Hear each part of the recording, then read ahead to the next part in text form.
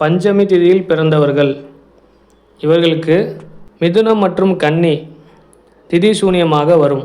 புதன் பகவான் திதி சூனியாதிபதியாக வருவார்.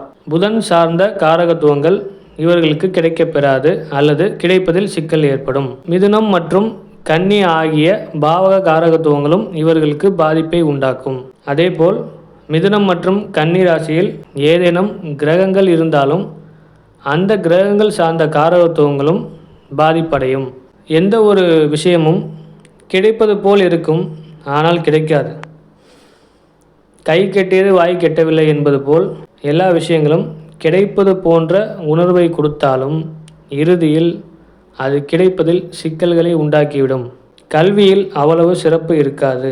உள்ளுணர்வு அதிகம் இருப்பதால் பின்பு நடக்க இருப்பதை முன்பே அறிவார்கள். ஸ்ரீரங்கம் ரெங்கநாதரை வழிபட்டு வர கெடுபலங்கள் குறைந்து நன்மைகள் நடக்கும். அதாவது எந்த ஒரு விஷயமும் நிறைவடையாமல் பாதியிலே நின்று போவதுதான் இவர்களது பிரச்சனை. அப்படி நின்று போகாமல் அதை முழுவதுமாக நிறைவடைய செய்வதற்கு ஸ்ரீரங்கம் ரெங்கநாதரை வழிபட்டு வர அது சாத்தியமாகும்.